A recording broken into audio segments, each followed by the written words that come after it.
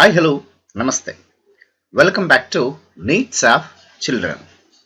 We are discussing about 8th standard English medium social science history chapter number 4 ancient civilizations of the world. In that previous session we get the information about Egyptian civilization. In this session we are going to get the information about Mesopotamian civilization.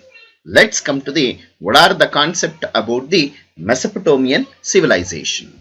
Mesopotamia is an area that lies in a valley between two rivers.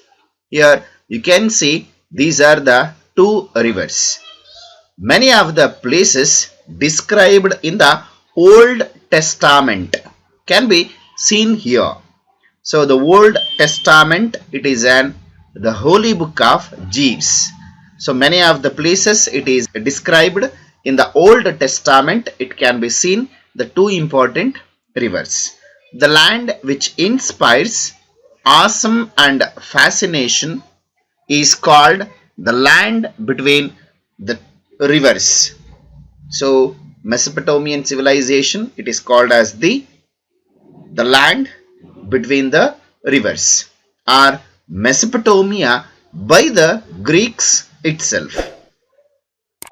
The two rivers are Euphrates and Tigris. The two important rivers are Euphrates and Tigris.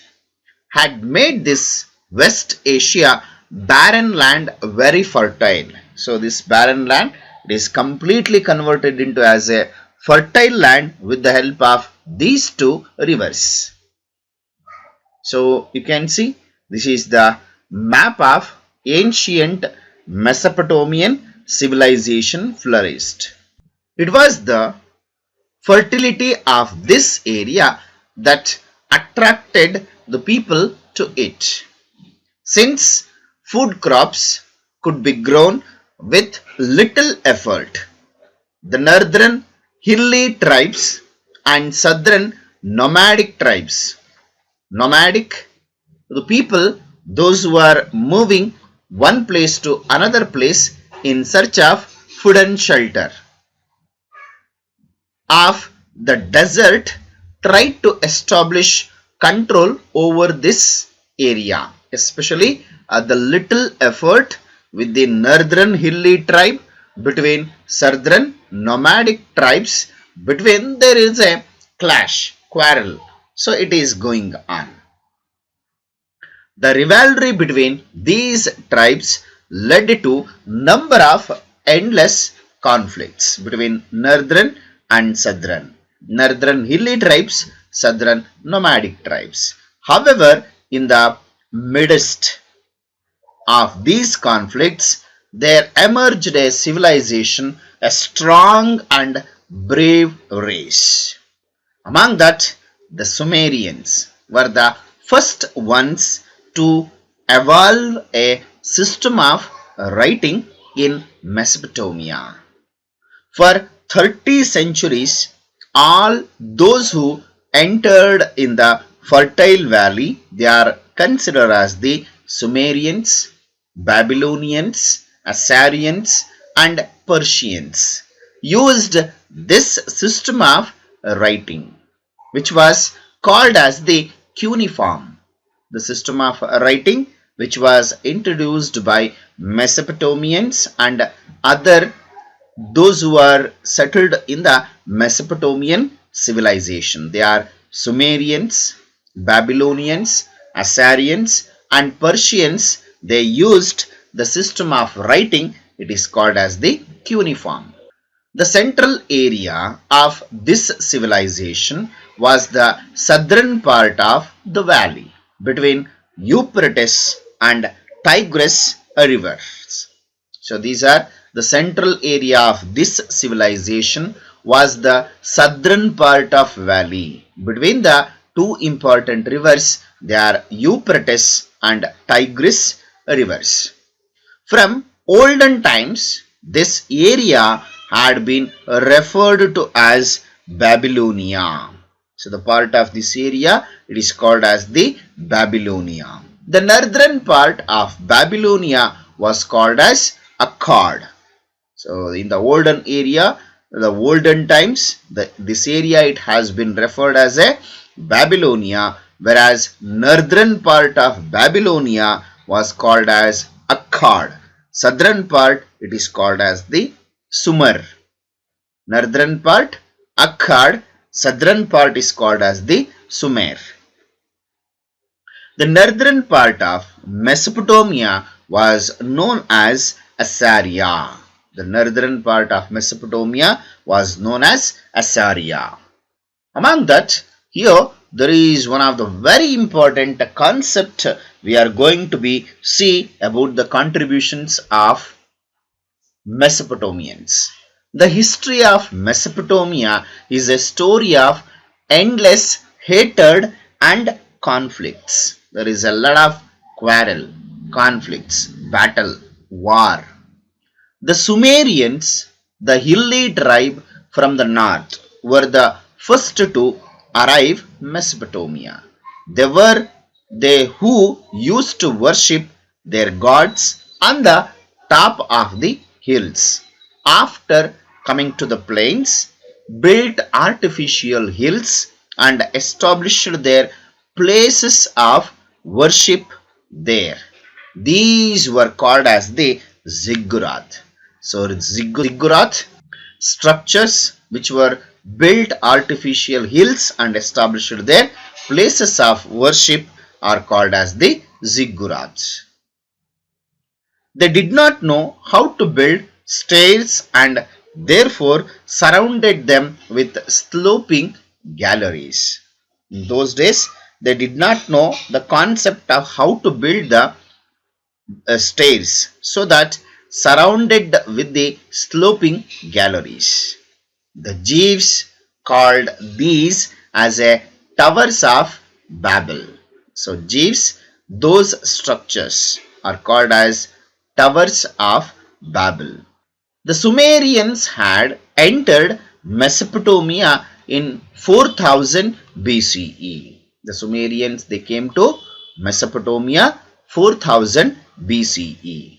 Later were overpowered by Akkadians, one of the tribe of the Arabian desert.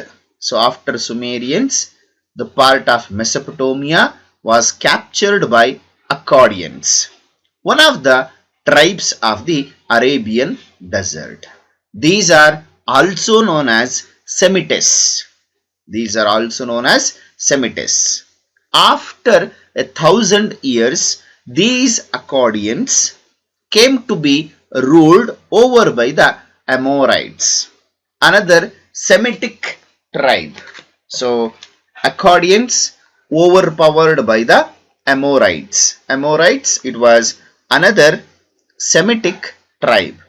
The most famous king of Amorites was Hammurabi. Hammurabi was the most famous king of Amorites. He built a fabulous palace for himself in Babylonia. So Hammurabi built a fabulous palace for himself in Babylonia. And Hammurabi is well known for his very important concepts, because he framed the codes of justice and made Babylonia to be considered the best administrated kingdom in the whole of the old world. So among that, the concept of Hammurabi, he framed a codes of justice and made Babylonia to be considered the best administered kingdom in the whole world of the old world. Here, so the code of justice are considered as the. So the law codes of Hammurabi, you can see here, these are called as the law codes of Hammurabi. The main source of the law codes of Hammurabi are the rock edicts found in 1101 CE. Today, this has been kept in the Louvre Museum in Paris. Hammurabi's law enforced the logic of an eye for an eye and a tooth for a tooth. That is, Hammurabi's law codes are one among the most ancient of the codes available to us. They were probably written to protect the rights of all sections of Babylonian society, especially women and slaves. That is, the even today in the old world, the codes of justice or the law codes of Hammurabi are very famous. So after the Hammurabi belongs to Euphrates, the Hittites who came later occupied the valley and destroyed all that could not carry away. The Hittites came after Euphrates. They occupied the Mesopotamian valley and destroyed all that they could carry away. These Hittites were defeated by Assyrians. After Hittites were defeated by the Assyrians, who were the followers of Asura. Asura is the desert god. The Assyrians occupied the whole of West Asia and Egypt till about 7th century BCE and collected taxes from all the people there. Another Semitic tribe, the Chaldeans, re-established Babylonia in the 7th century BCE and developed into a prominent capital of that time. One of the great king of Chaldeans named called as Nebuchadnezzar. Nebuchadnezzar was the greatest king. Among them, he encouraged the study of science. But the Chaldeans came under the attack of the Persians in the 6th century BCE. Among that, Nebuchadnezzar, he constructed one of the very important architectural style. So that is called as the Hanging Gardens of Babylonia. The legendary Hanging Garden were created on the banks of river Euphrates around 7th century BCE. This was one of the 7 wonders of the old world.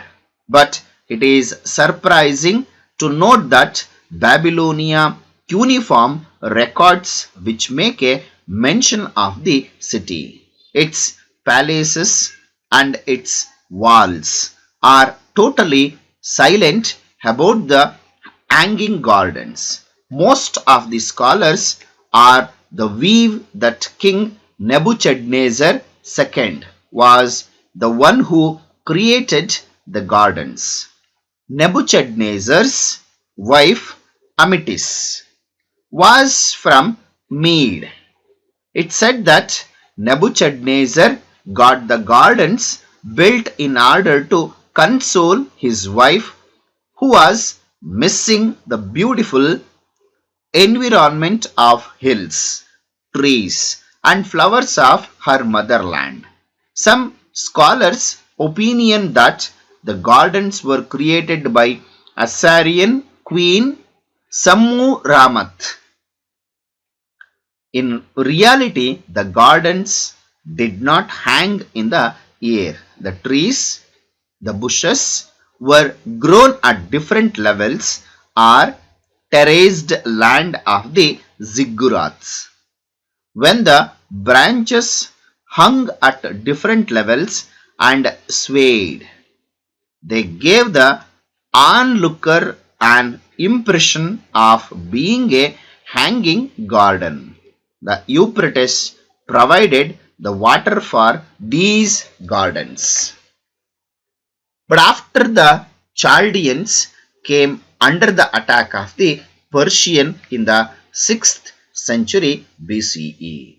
The 100 years later, Alexander transformed this place of the Semitic peoples into a Greek province.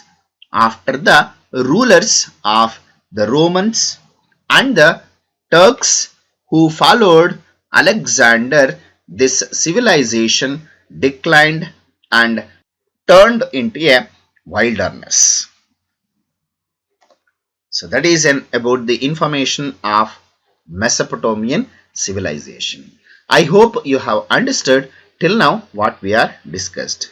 In case if you have any doubts related to this civilization, you can comment in the comment box. I will solve your doubts and I will come back with the next video. Until, keep watching my channel. Thank you. Have a nice day. See you in the next session. Bye bye. Take care.